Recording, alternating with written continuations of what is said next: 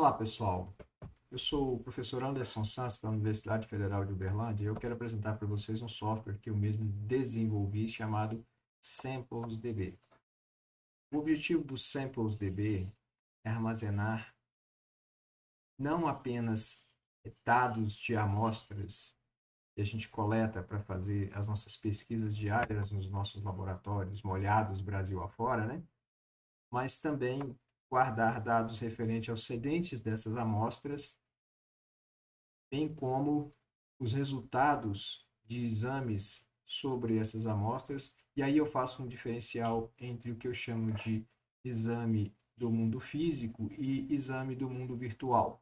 Porque esse banco de dados, o SamplesDB, ele surgiu com o objetivo de facilitar o gerenciamento de amostras digitalizadas a partir de amostras físicas. Como assim amostras digitalizadas? Pois bem, amostras que por exemplo, de saliva. Você pode pegar uma amostra de saliva e gerar um formato digital dessa amostra em um equipamento como o LCMS, o FTIR ou qualquer outro equipamento que gere sinais digitais a partir da amostra física. Esse processo ele pode levar a situações bastante complicadas, porque uma mesma amostra física pode gerar diversas amostras digitalizadas por diversos aparelhos, e o gerenciamento de todas essas amostras geralmente não é fácil. Quando a gente tenta utilizar a simples escrita de arquivos no disco, separação por pastas, acredita em mim, a coisa pode ficar bastante complicada, tá? Foi exatamente por isso que eu desenvolvi esse software, porque eu já passei por esse problema e eu não quero que vocês que vão começar a trabalhar com amostras digitalizadas passem pelo mesmo problema. Bom, esse software ele foi desenvolvido em Java e ele usa um banco de dados Postgres. O banco de dados que eu mostro para vocês aqui agora, ele tem uma tabela chamada indivíduo, e aqui eu coloco todos os dados do indivíduo, e um diferencial é que eu também posso guardar o termo digitalizado de um indivíduo.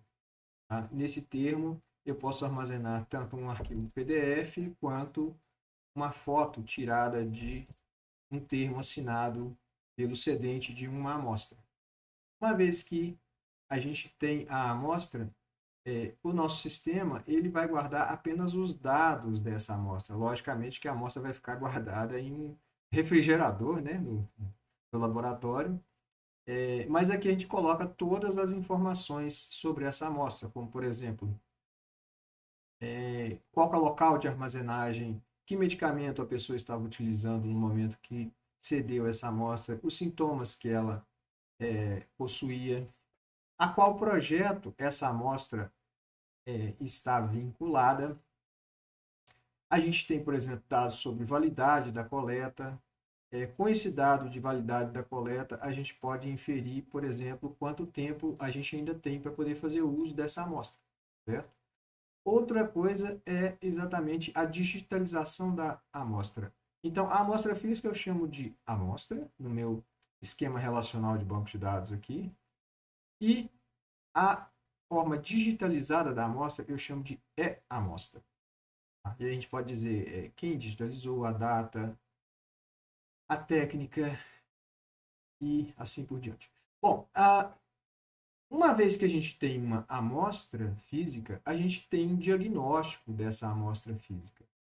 Esse diagnóstico é feito por um exame, e no caso de amostra física, só pode ser o exame do mundo real. O que eu chamo de exame do mundo real? Por exemplo, um RT-PCR é um exame do mundo real. Um exame de sangue convencional é um exame do mundo real. E assim por diante. Já a amostra digitalizada, ela também pode ter um diagnóstico, também feito por um exame, mas agora um exame do mundo virtual. E é por isso que eu diferencio na tabela de exames se um exame é do mundo físico ou do mundo virtual. Logicamente, exames do mundo físico só podem ter diagnósticos de exames do mundo real. E exames digitalizados só podem ter diagnósticos de exames do mundo virtual. Esse é o básico das tabelas das entidades do meu sistema. Tem algumas outras tabelas aqui que são de gerenciamento de usuário, mas não vem ao caso eu ficar falando disso aqui agora.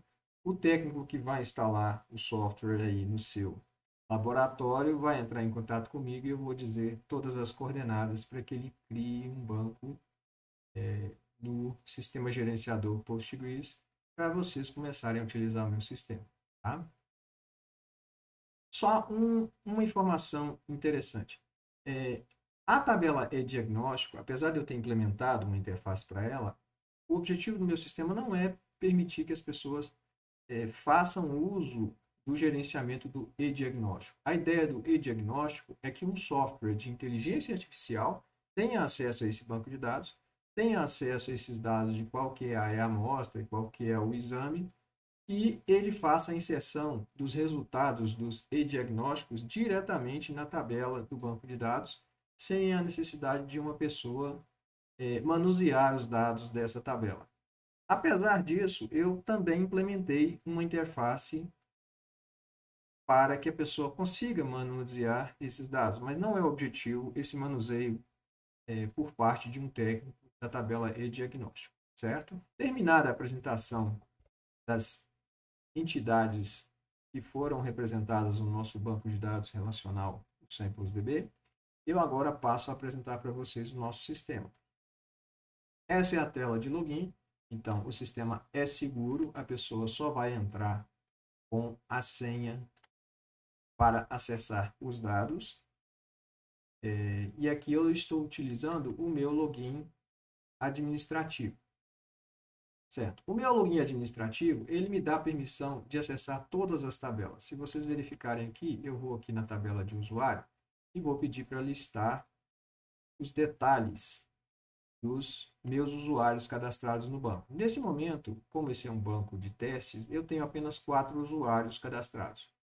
Todos os dados que vocês vão ver aqui agora são dados fictícios, nada real. Então, por exemplo, eu quero ver quais são as permissões do usuário Anderson Santos, que é esse Santos ARDR que eu estou logado com ele aqui. Então, se eu clico aqui nesse binóculo, eu vejo os dados do Anderson Santos, ou seja, o ID é esse, o e-mail é esse, meu nome, eu sou um usuário ativo, ou seja, se você classificar um usuário como inativo, apesar de ele estar cadastrado no sistema, ele não vai conseguir logar. E aqui eu tenho todas as permissões. Podem ver que as permissões estão marcadas. Como essa é apenas uma tela de visualização, não tem como eu modificar as permissões. Apesar de eu ter como interagir com os elementos de permissão, eu não, nada que eu fizer aqui vai ser salvo. Tá? Agora, se eu mudar para a tela de atualização, aí qualquer mudança que eu fizer nesses achurados aqui de permissões vão tirar permissões do meu usuário, uma vez que ele está com todas as permissões. Que permissões são essas? Olha aqui, eu tenho a tela de indivíduo, então eu posso fazer acesso à tela de indivíduo. Amostra, diagnóstico, e-amostra e assim por diante. Então, cada uma das telas do meu sistema, eu posso conceder ou não permissão para um usuário manipulá-la. Então, se eu voltar aqui na listagem geral de indivíduos, eu vejo, por exemplo, que o meu eu, novamente, é um usuário que é apenas para teste, ele só tem permissão de listar a tela de amostra, projeto e relatórios. Então, eu vou sair aqui da minha conta de administrador e vou me logar com a conta do meu eu novamente, só para vocês verem como funciona a permissão do meu sistema. Então, agora eu vou digitar aqui eu acho. E a senha é só para ter. Eu quero salvar essa senha. Pronto. Estou logado como usuário Anderson, que sou eu novamente.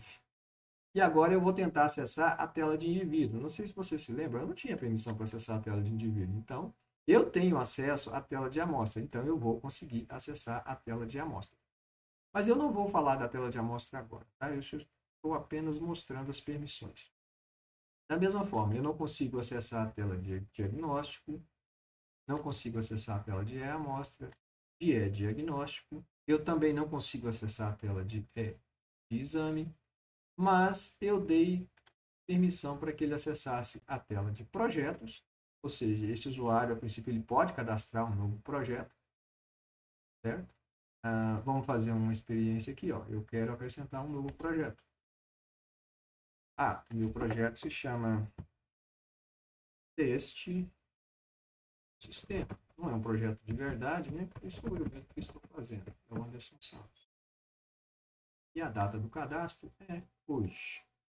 E eu vou salvar esse registro. Pronto. O projeto de teste foi criado no meu banco de dados. Então, foi criado com o meu usuário eu novamente, porque ele tinha permissão para poder fazer essa tarefa. E agora, quando eu listo todos os dados do meu sistema, agora eu vejo o meu teste do sistema, certo? Agora eu poderia começar a cadastrar amostras físicas nesse projeto teste do sistema e automaticamente as amostras digitalizadas vão ficar amarradas a esse projeto teste do sistema. Isso vai me permitir lá na frente, por exemplo, filtrar os dados relacionados a esse projeto, tá?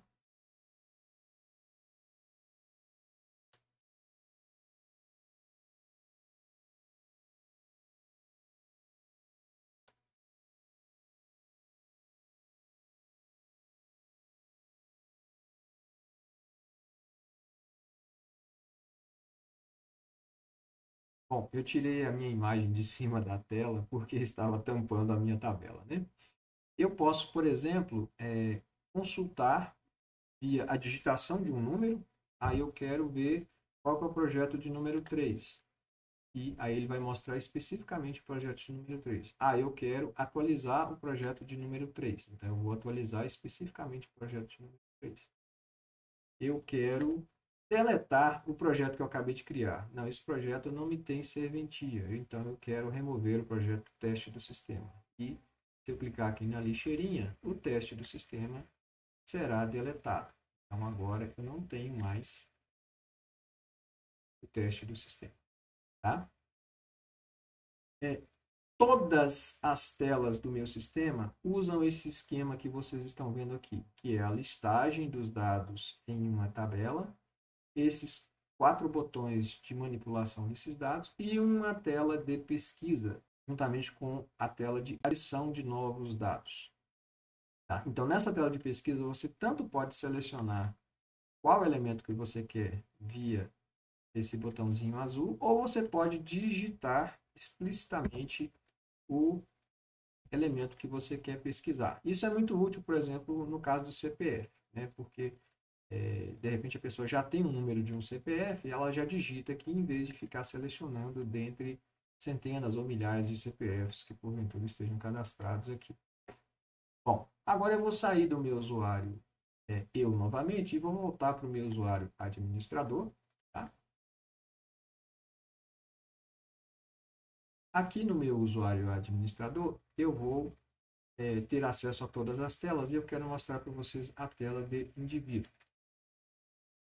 Novamente, mesmo padrão que eu acabei de mostrar para vocês na tela de projeto.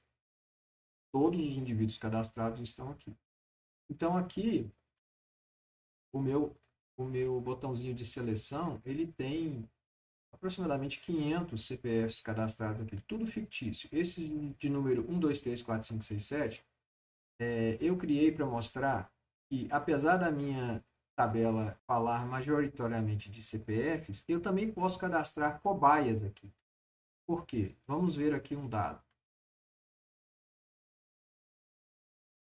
Esse indivíduo de número 2, ele está classificado como sendo do tipo humano. Mas, se ele realmente fosse humano, eu deveria ter um CPF válido aqui. Tá? Isso, como eu falei para vocês, esses dados foram gerados aleatoriamente. Mas eu posso chegar aqui e falar assim, olha, eu quero atualizar esse indivíduo e ele não vai mais ser um humano, ele é uma cobaia. Então, agora, o que eu chamo de CPF passa a ser um identificador numérico que você criou para designar a sua cobaia.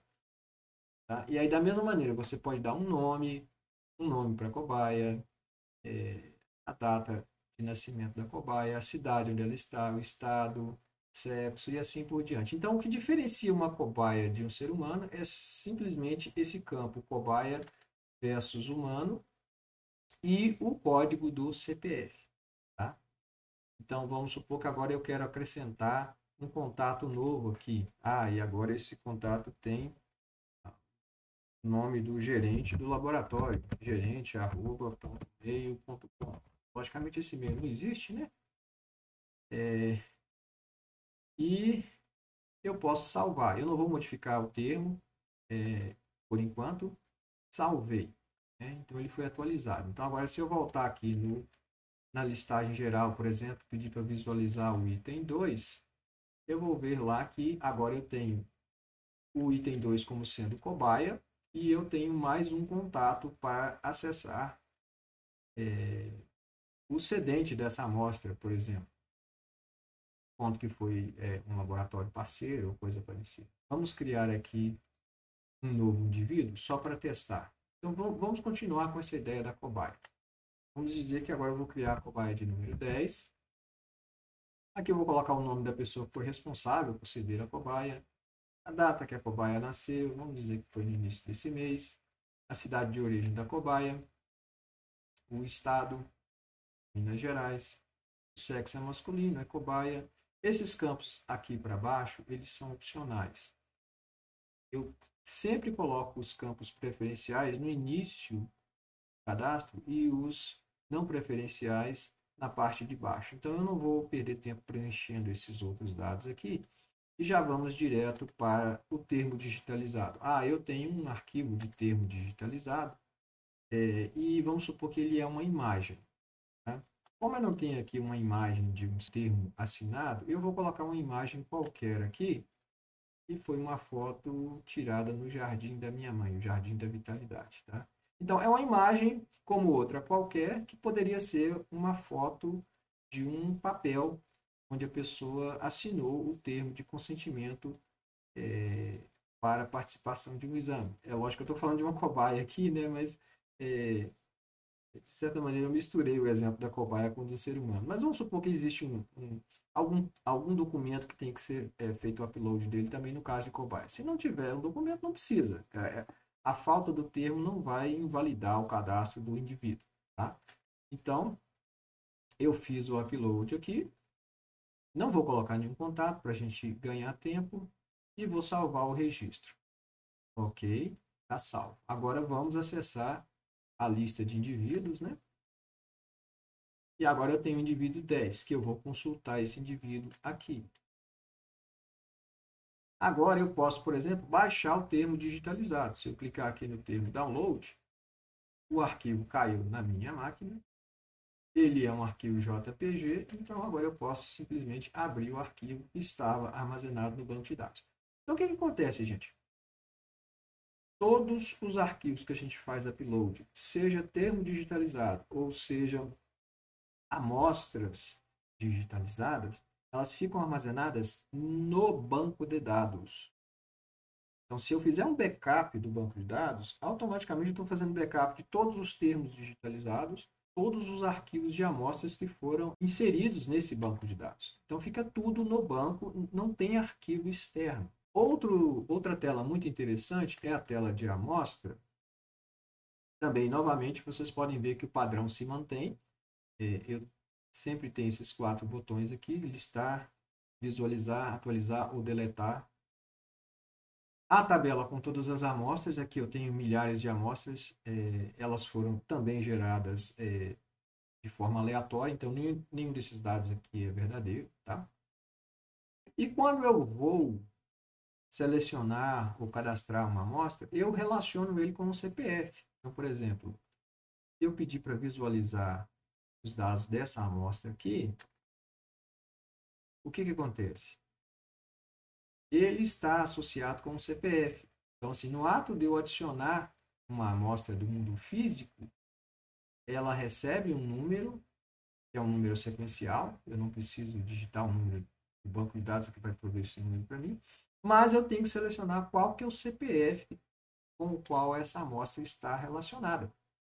E aqui consta para mim que esse projeto é o diagnóstico do câncer do mama, foi uma amostra de SUAB, a data da coleta foi essa, foi nesse local, eu dei um número de lote, eu quero que essa amostra seja identificada depois com um número de lote. E isso me permite, por exemplo, pesquisar todas as amostras do lote número 9 aqui nesse caso.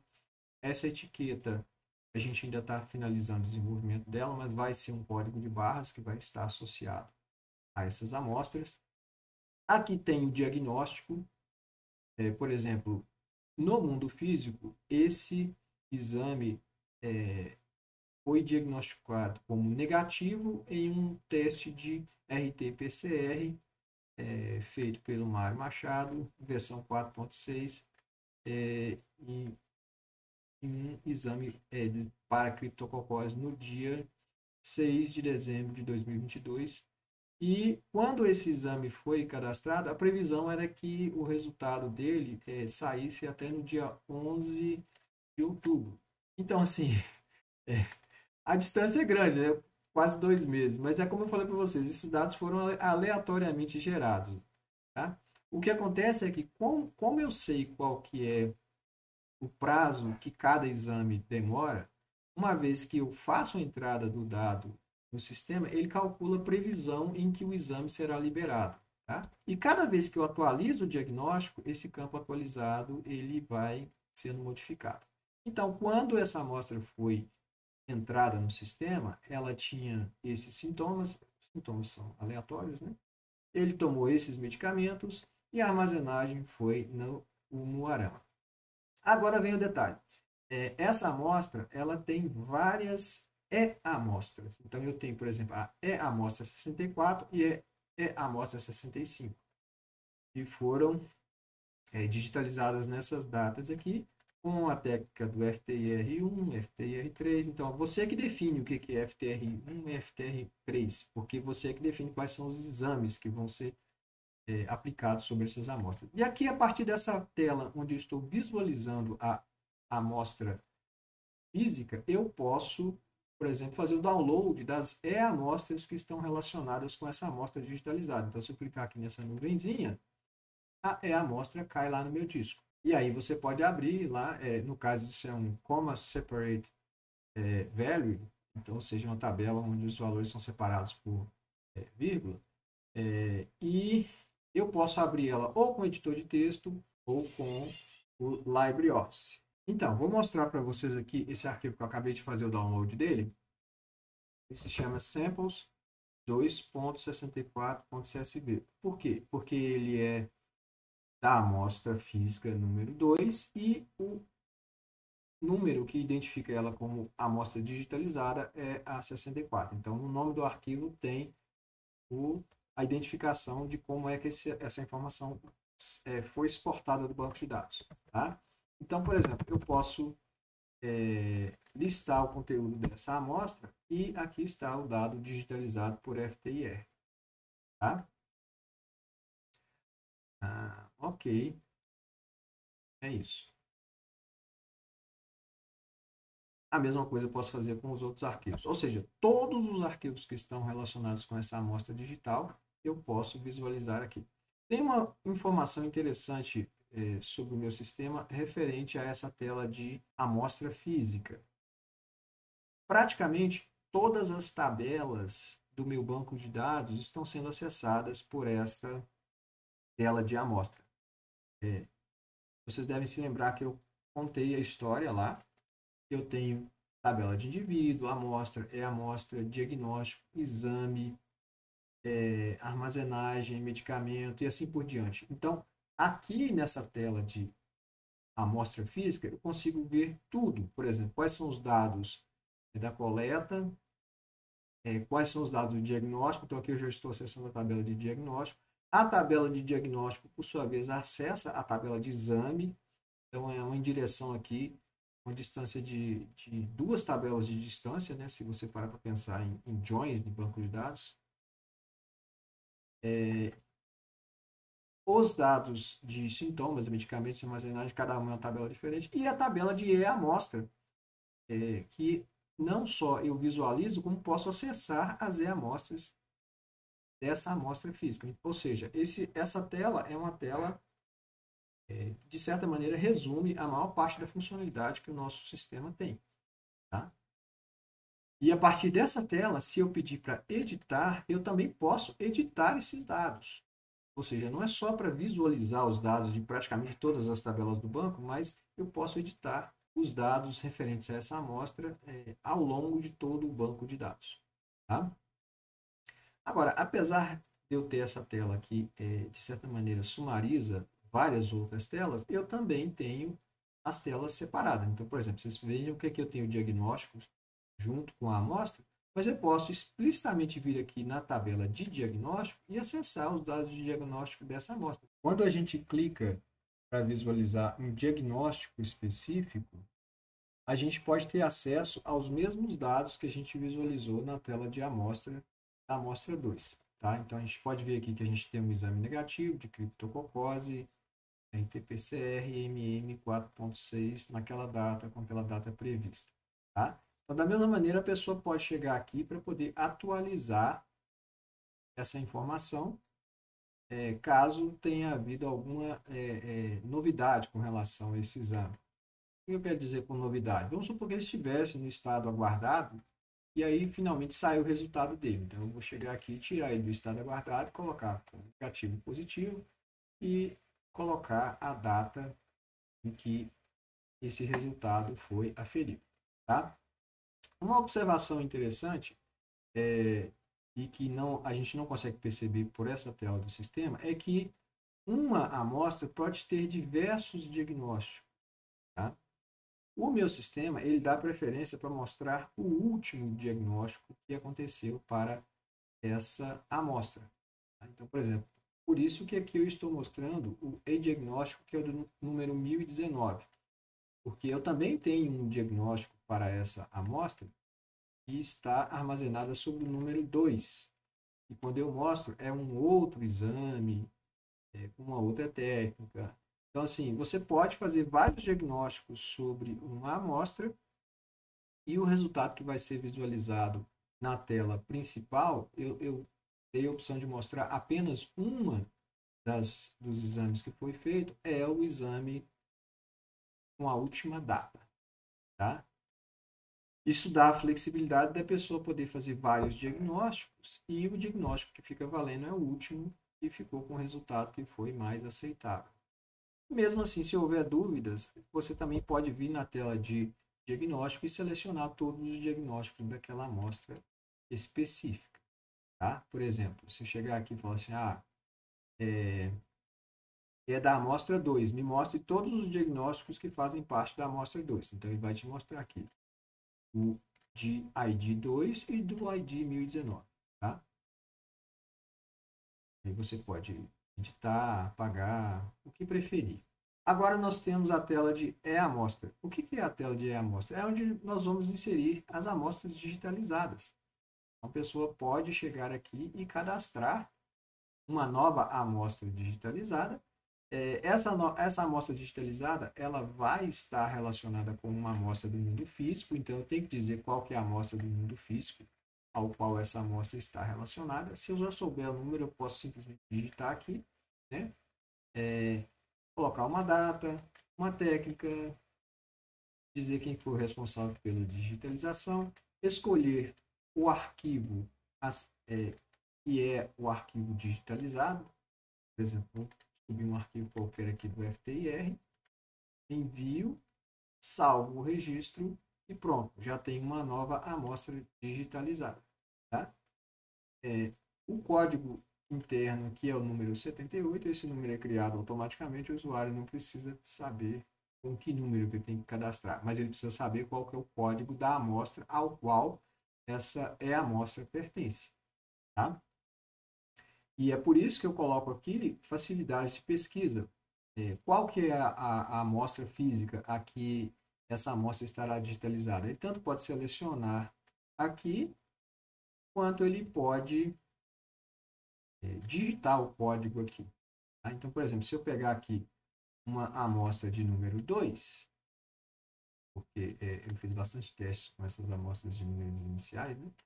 Eu posso visualizar todas as amostras que estão relacionadas com a amostra de número 2. Tá?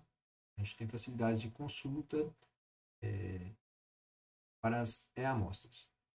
Outra tela interessante é a tela de diagnóstico, mas como eu falei para vocês, ela não foi feita para que as pessoas rotineiramente venham aqui lançar qual que é o resultado de um teste de inteligência artificial sobre uma amostra digitalizada de uma amostra do mundo físico. A ideia é que os programas que vão fazer esses diagnósticos tenham acesso a esse banco de dados e eles mesmos insiram esses resultados de forma automática. No final das contas, a tela que mais seria utilizada aqui seria uma tela de consulta. Eu não coloquei dados fictícios em grande quantidade aqui, é porque essa foi uma das últimas telas que eu implementei. Tá? Mas a pessoa pode tanto selecionar, né, qual for o exame e quais foram as amostras. Tá? Bom, outra tela interessante é a tela de exame, onde você define que exames o nosso sistema terá. Então, você pode ter exames tanto do mundo físico quanto do mundo virtual sendo cadastrados aqui. E no mesmo esquema, listar, ver os detalhes, atualizar, deletar. Você pode criar quantos exames você quiser aqui, seja exames do mundo físico ou exames do mundo virtual. E as outras telas eu já mostrei para vocês, que são a de projeto de usuário. Falta apenas a tela de relatório. O que a tela de relatório faz? Ela te provê uma interface simples e completa para você selecionar que amostras digitalizadas você pretende utilizar no seu teste de inteligência artificial. Por exemplo, eu quero só as amostras do projeto do câncer de mama. Então, se você clicar aqui no buscar, uma vez que eu selecionei câncer de mama, ele vai trazer aqui para mim essas amostras. E eu clicando no botão download, todas essas amostras caem aqui no meu computador e eu posso abri-las. Tá? Então, se eu clicar aqui, ele vai abrir uma planilha do Excel ou do LibreOffice, né, que é o formato .csv, ou então você pode manipular isso aí com qualquer outro editor de texto. Tá? Por exemplo, eu posso selecionar entre idades mínimas e máximas dos cedentes das amostras, por estado, e com detalhe, eu posso selecionar mais de um filtro desses simultaneamente.